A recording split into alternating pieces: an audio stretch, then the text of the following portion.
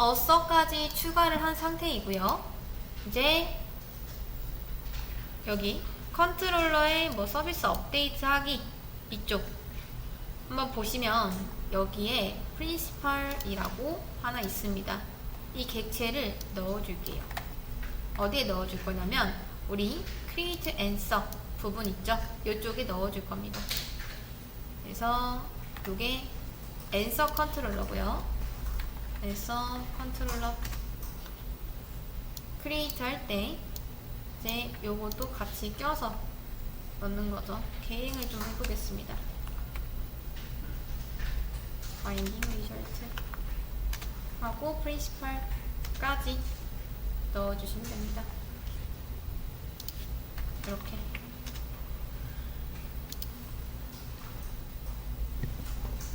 자, principal이라는 말은 그대로 이제 주요한 이라는 의미인데요. 시큐리티 쪽에서 제공해주는 어떤 보안 관련된 정보들을 담고 있는 객체라고 생각하시면 됩니다. 그래서 여기에는 로그인된 사용자에 대한 어떤 다양한 정보들이 담겨 있고요. 이제 요걸 넣은 상태에서 로그인 정보를 계속 빼올 겁니다. 그 다음 유저 이제 서비스 쪽에 가셔가지고 요거를 하나 만들어 줄게요. 자, 유저 서비스 쭉 가셔서 밑에 이제 메서드를 만들어 보겠습니다.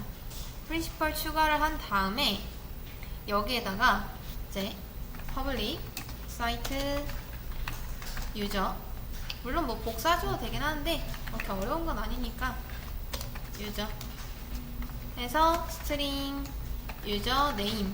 이제 우리가 얘는 뭐냐면 이제 사이트 유저를 넘겨주면은 이 유저에 대한 정보들을 좀 줄 수 있게끔 하는 거죠. 그래서 여기에다가 이제 유저 리포지터리가 있죠. 유저 리포지터리에는 find by user name이라는 게 있습니다. 거기에다 유저 네임을 넘기고요. 자, 있을지도 없을지도 모르는 경우가 있으니까 이제 옵셔널 형태로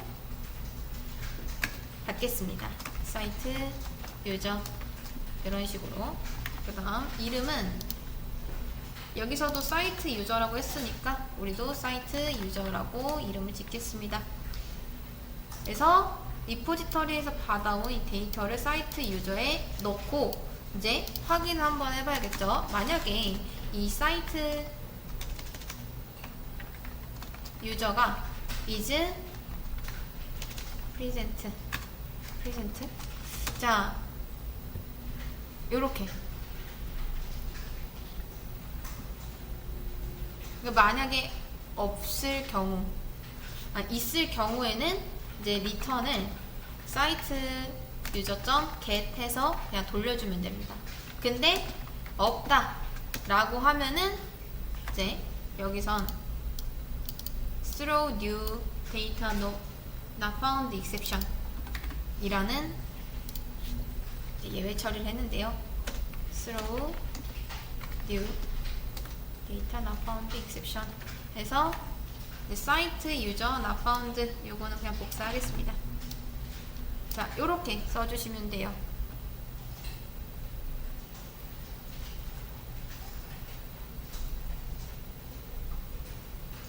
이런 식으로.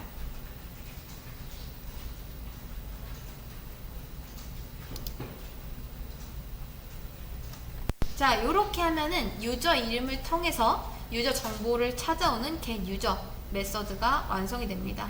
그래서 옵셔널 객체를 받아온 다음에 이제 요게 확인하는 거죠. 있는지 없는지. 그래서 만약에 있다면 사이트 유저 받아온 그 유저를 그대로 넘겨주고, 그 다음 없다면 not found exception. 이제 없을 테니까 요런 exception이 발생할 거예요. 그래서 사용자한테 이거 유저 없다 라고 메시지를 보낼 수 있게 만들어준 겁니다.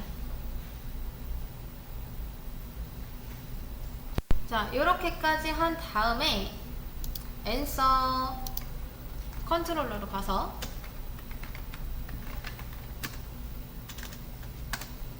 이제 여기에다가 유저 서비스를 주입을 하면 되겠죠.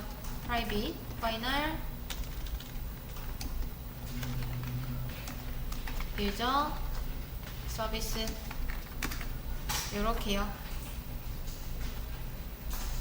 이런 식으로 선언해주면 생성자 주입을 통해서 자동으로 초기화가 될 테니까 바로 쓸 수가 있겠죠. 네.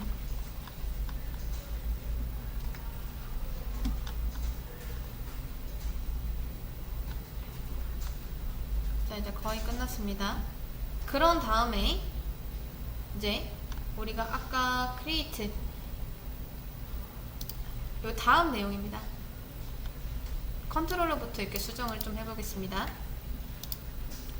자, 이제 여기에다가 답변을 할 때 사이트 유저도 함께 넘겨줘야 되기 때문에 유저 서비스 해서 get question 하고 요 밑에다 사이트 유저 한 다음에 this.user 서비스 해서 get user 해가지고 넘겨주시면 됩니다.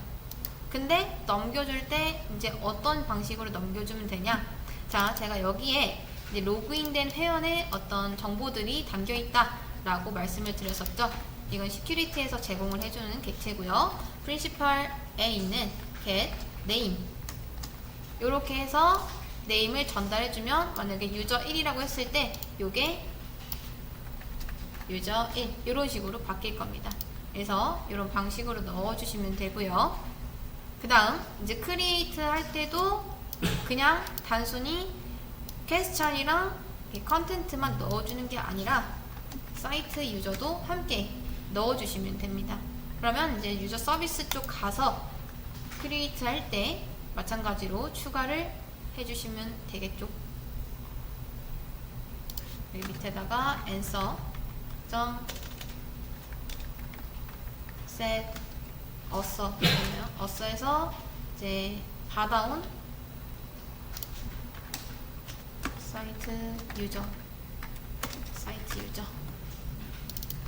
사이트 유저를 넣어주시면 끝입니다. 그러면 얘가 이제 현재 로그인한 사용자의 정보를 받아서 create 메서드에 지금 넘겨줬고 여기서는 이제 받아온 값을 세터로 다시 설정을 해줬죠. 이렇게.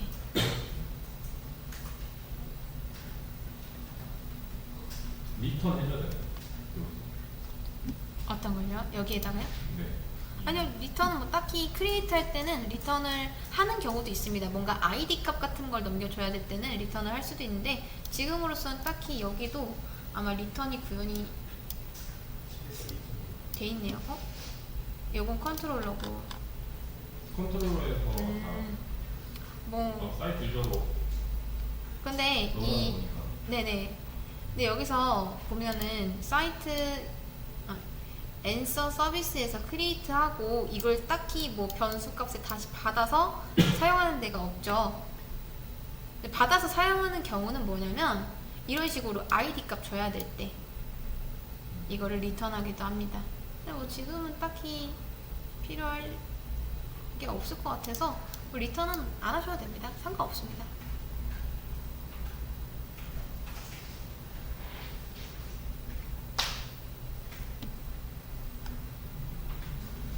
자, 요렇게 해주시면 됩니다.